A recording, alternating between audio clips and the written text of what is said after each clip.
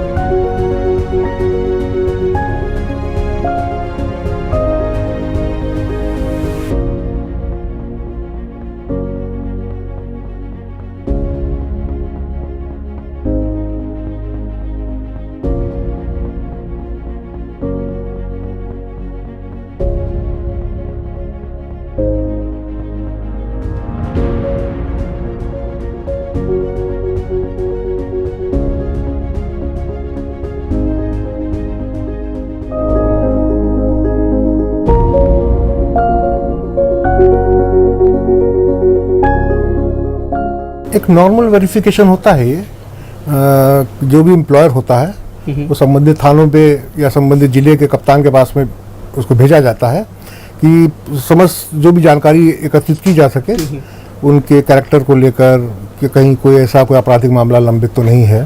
तो वो एक नॉर्मल प्रक्रिया रहती है, वो सभी एम्प्लॉयर्स नौकरी में आने वाले लोगों के लिए करवाते हैं। वो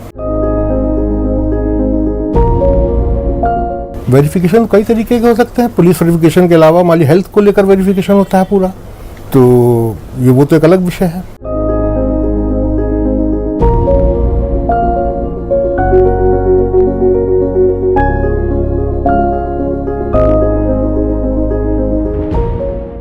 ये कंप्लीटली डिपेंड करता है एम्प्लॉयर के ऊपर कि जो भी अथॉरिटी है वो उसको होल्ड पे रखती है कि नहीं रखती है।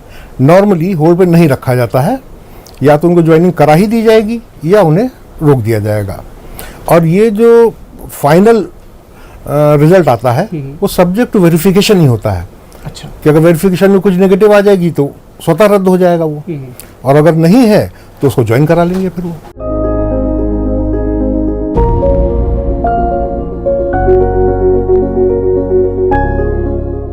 देखिए इसके कई पहलू हैं। अब मान लीजिए कि कोई छात्र एग्जाम में अपीयर होता है, क्लियर कर लेता है, उसके बाद कुछ समय, साल 2 साल का प्रोबेशन पीरियड रहता है।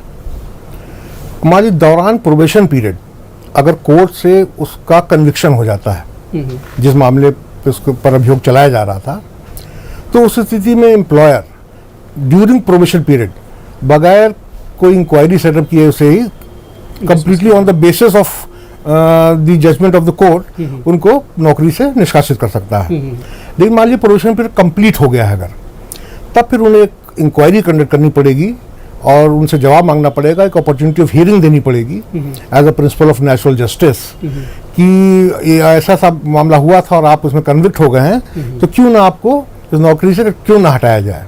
एक शो कॉज नोटिस टाइप का रहता है, उस पर जवाब देते हैं और इंक्वायरी उस पर एक्शन लेती है।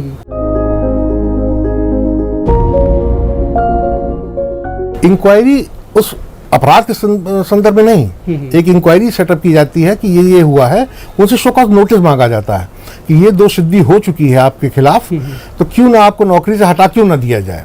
तो उन्हें अगर मान लीजिए कुछ कहना है भाई, क्योंकि इसमें इसका एक पहलू ये भी है कि दोषसिद्धि किस में हुई। अपराध की श्रेणियां होती हैं, कॉग्निजेबल ऑफेंसेस होते हैं, नॉन कॉग्निजेबल ऑफेंसेस होते हैं, ग्रेविटी होती है। अब मान लीजिए कि कोई छात्र अपने छात्र जीवन में किसी धरना प्रदर्शन में शामिल था, उसमें कोई मुकदमा दर्ज हो जाता है और उसमें इसका कन्विक्शन हो जाता है, तो हो सकता है कि इसको एक माइल्ड नज़र से देखा जाए, ट्रिवियल ऑफेंस है, तो शायद उसे एम्प्लॉयर लैप्स कर दे, ना माने कि ठीक है, इट्स ओके।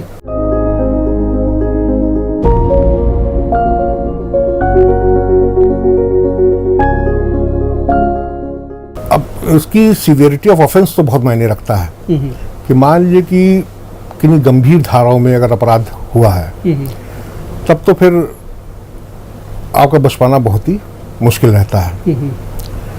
उसका भी और पहलू है कि मान लीजिए गंभीर धारा में अपराध है, फर्ज कीजिए कि उदाहरण के तौर पर 302 का मुकदमा लगा है और ट्रायल चलता है, कन्विक्ट हो जा वो अक्विटल हो जाता है, बरी हो जाता है। अब बरी हो जाने के बाद अगर एम्प्लॉयर उस पर फिर इंक्वायरी सेटअप कर सकता है कि जो बरी हुए उसका आधार क्या था। ऐसा तो नहीं कि विटनेसेस होस्टाइल हो गए थे, बेनिफिट ऑफ डाउट मिल गया हो। अगर इस तरीके से एक ऑनरेबल अक्विटल नहीं हुआ है अगर, तो उस आधार पर भी एम्प्लॉयर उसको नौकरी से हटा सकता है, डिस्पाइट द फैक्ट कि वो उसका न्यायालय से अक्विटल हो गया था, न्यायालय से बरी हो गया था, लेकिन फिर भी नौकरी से हटाया जा सकता है क्योंकि उनका अक्विटल क्लियर कट नहीं था, एक ऑनरेबल अक्विटल नहीं था।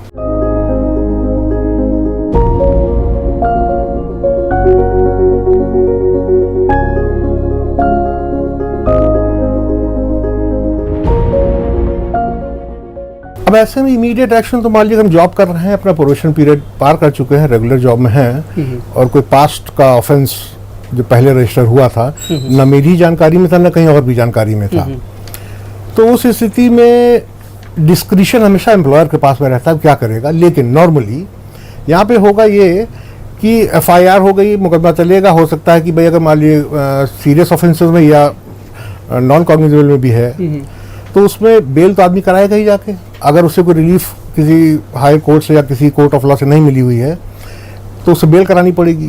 तो बेल करानी पड़ेगी तो जाहिर सी बात है जुडिशियल कस्टडी में जाना पड़ सकता है अगर कोई हीनस ऑफेंस है कुछ समय के लिए, तो उसे डिस्क्लोज करना पड़ेगा। तो उसे बात डिस्क्लोज करनी चाहिए और अवेट करना चाहिए कि what is going to be the consequence of the trial. तो उस स्थिति में नॉर्मली वो नौकरी से हटाया नहीं जाए, कुछ समय सस्पेंड किया जा सकता है, लेकिन फिर वो नौकरी कर सकता है till the verdict of the court comes.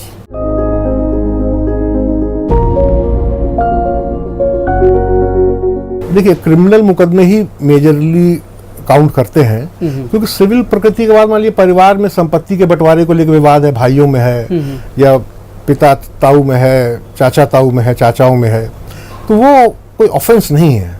वो तो खाली अपने सिविल राइट्स क्लेम करने के लिए मुकदमा किया जाता, that is not an offence. वो केस जरूर कहा जाता सिविल केस, लेकिन वो ऑफेंस नहीं है। वो तो अपने राइट हम मांगते हैं तो इसलिए वो केस किया जाता है। तो सिविल मुकदमे कोई आप चल रहा तो उससे कोई आपकी नौकरी भी कोई हर्फ नहीं है, ना ही एग्जाम देने में, ना ही दौरान नौकरी, ना उसके बाद।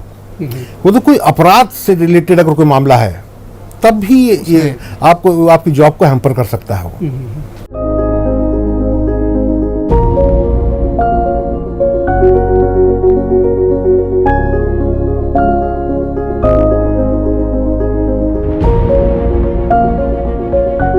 अब वैसे तो 323, 504 देखा जाए तो बहुत ऐसा ऑफेंस नहीं है, तो खैर उसका मैटर देखना पड़ेगा, एफआईआर देखना पड़ेगा कि उसमें दरअसल घटना क्या हुई। 323 नॉर्मली मारपीट की घटना हुई तो और ये धमकी देने का मामला बनता है। तो इस चीज़ को उन्होंने अगर फाइनली सेलेक्ट होने के पहले ही उनसे डिटेल मांगी जाएगी तो डिटेल उसको प्रोवाइड करें, बस तमाम चीज़ों के साथ में अलॉन्ग विद एफआईआर और चार्जशीट जो भी लगी हो उसमें उसको प्रोवाइड करें और लेट द एम्प्लॉयर डिसाइड। उसमें वैसी कोई दिक्कत बात हो, अगर कोई बहुत ऐसी गंभीर बात नहीं है, मान लीजिए कई बार आप जहाँ रह रहे हो तो आपस में किसी से मारपीट हो गई, झगड़ा लड़ाई हो गया, तो हो सकता है कि उस चीज़ को वो निगलेक्ट करते हैं, तो लैप्स कर सकते हैं जो एम्प्लॉयर है। वो कोई ऐसा बहुत गंभीर बात नहीं है, लेकिन ये दिस इज सब्जेक्ट टू, क्योंकि मैंने एफआईआर नहीं देखी, मैंने चार्जशीट नहीं देखी, तो मैं एग्जैक्टली नहीं बता सकता हूँ कि क्या उसका परिणाम होगा।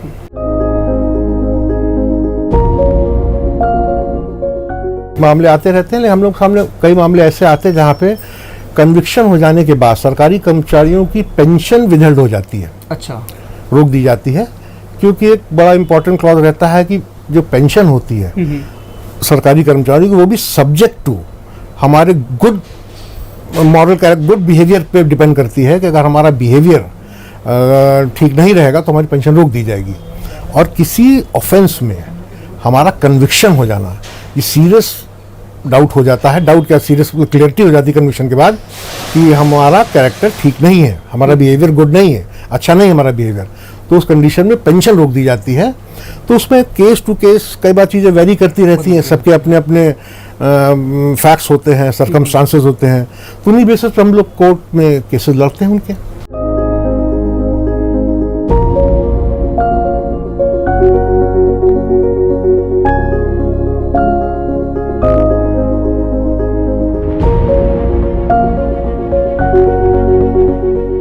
देखिए, सबसे पहले तो ये आप लोग ध्यान रखें कि जब भी आप जहाँ भी जॉब में अप्लाई कर रहे हैं और जब भी ये स्टेज आती है कि जहाँ पे आपको फॉर्म भरवाया जाता है और जहाँ पे ये मांगा जाता है आपसे जानकारी कि क्या आपके खिलाफ कोई अभियोग तो पंजीकृत नहीं है, आप किसी मामले में न्यायालय द्वारा कन्विक्टेड तो नहीं है, तो वहाँ पर किसी भी फैक्ट को सप्रेस ना करें, छुपाए नहीं, सप्रेस ना करें, मतलब उसको छुपाएं नहीं और उसको क्लियरली बताएं कि लंबित है, क्योंकि जब आप लंबित कहेंगे तो फिर वो आपसे डिटेल मांगेंगे। आप सारी डिटेल प्रोवाइड कराइए and let the law take its own course, और उसके अकॉर्डिंगली ही चीज़ें अब आगे आपके लिए आपकी कम से कम बोनाफाइडी बनी रहेगी। आप आगे उसको अगर कोई ऐसी चीज़ बनती है तो आप कहीं चैलेंज कर सकते हो या अपनी बात को कह सकते हो जुडिशियल प्लेटफॉर्म पे आके।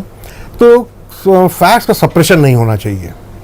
जो भी अगर गलती से हो गया है, अगर मान लिया आप कोई आदमी जानबूझ के ही अपराध कर रहा है तो फिर तो दिक्कत हो जाएगी। और चूंकि हर नौकरी के लिए अलग अलग अहर्ताएं रहती हैं, अब मान लीजिए कोई पुलिस की नौकरी में जा रहा है या सिविल सर्विसेज में जा रहा है तो एक जिम्मेदारी की पोस्ट है, या जुडिशरी में जा रहा है तो वहाँ पे अगर कोई ऑफेंस सीरियस किस्म का आपके खिलाफ रजिस्टर्ड है तो जाहिर सी बात है कि जो आपका एम्प्लॉयर है, जो कमीशन है, वो देखेगा तो ही कह रहे भाई कोई आदमी जिसको हम सेलेक्ट करने जा रहे हैं बतौर IAS या IPS या जज, तो वो आदमी अगर उसके खिलाफ 302, 376 पॉक्सो एक्ट जैसे मामले चल रहे हैं तो वो क्या एग्जाम्पल सेट करेगा? वो बिल्कुल सही बात। इर्रेस्पेक्टिव ऑफ कि वो अभी कन्विक्ट हुआ है नहीं हुआ है, इससे मतलब नहीं है, तो वो उसी स्टेज पे उसको बाहर कर सकते हैं।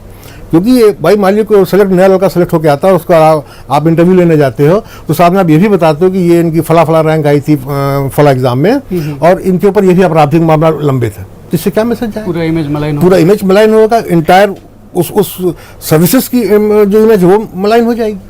तो इसलिए हमारा तो सुझाव ये है कि भाई कहीं गलती से, जाहिर सी बात है गलती से ही हो जाएगा तभी इस टाइप की सिचुएशन खड़ी होगी। गलती से हो जाता है किसी छात्र से तो वो फैक्ट तो सप्रेस ना करें, जैसी भी स्टेज आए वहाँ पे उस चीज़ को डिस्क्लोज करें और कंटेस्ट करें केस को, और जो आपका साथ ठीक रहेगा तो जाहिर सी बात है कि आपके फेवर में जाएंगी चीज़।